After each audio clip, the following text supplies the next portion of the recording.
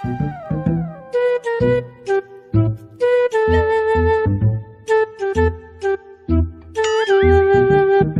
তুই বাড়িতে বিয়ের কথা বলবি না আমি অন্য জায়গায় বিয়ে করে নেব? দাঁড়া দাঁড়া, পরীক্ষাটা দিয়েছি, চাকরিটা হলে বাড়িতে বিয়ের কথা বলবো। হ্যাঁ, চাকরিটা হলেই বিয়ে করবি, আর না হলে সন্ন্যাসী হয়ে থেকে যাবি।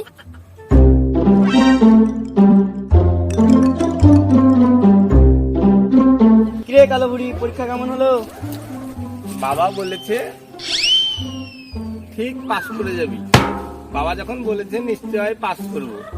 আমি অত ভালো পরীক্ষা দিতে পারি। করিস নাকি তাই ভালো পরীক্ষা দিবি? এই বেশি বকিস না তো। বাবা বলেছে যখন পাস করব তখন ঠিক পাস করে যাব, পরীক্ষা আমার যেমনই হোক।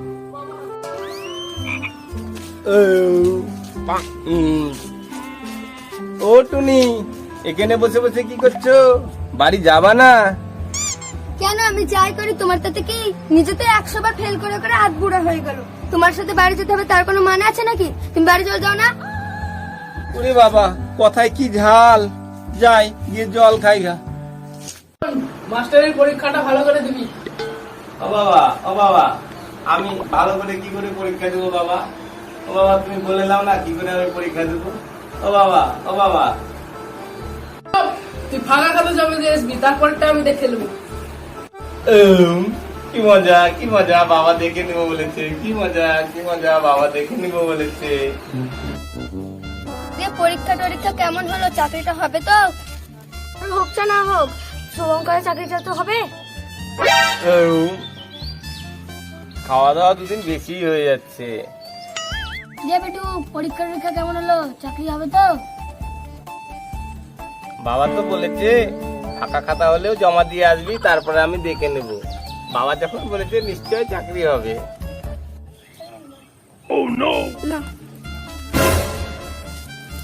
এই গরমে শপিং টপিং করতে ইচ্ছেই করছে না, বৃষ্টি টিষ্টি পড়ে দেখে আবার শপিং করতে। তোমাকে বললাম এখন যাব না।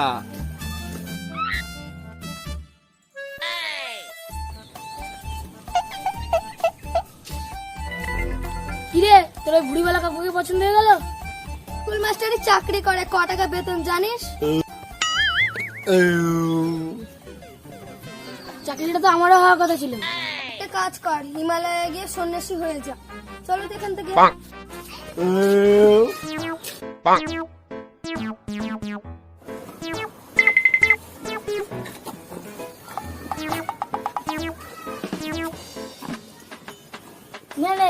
নে, আজকে আবার চাকরির মামলার রায় আছে। কই গো, খোলের বালতিটা দাও তো।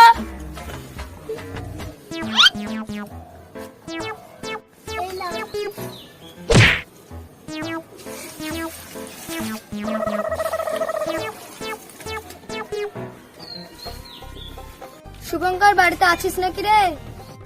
আয় বস, কি হাল হয়েছে তোর? কিরে, কি শুনলাম যে 2,500 জন্য চাকরি গেছে, তার মধ্যে তোর বরের নাম আছে? না, আমার শ্বশুর মশাইকেও পুলিশে ধরে নিয়ে গেছে। আর সব ঠিক আছে তো? কোথায় আছে, বাড়ি ঘর ব্যাংক অ্যাকাউন্ট সবই তো সিজ করে নিয়েছে। আরো তো শুনলাম তোর বরের মাইনেগুলো সুদ সমেত ফেরত দিতে হবে। ও কথা আর বলিস না রে। হ্যাঁ, তুই কি জন্য এসেছিলি সেটা তো জিজ্ঞেস করাই হলো না।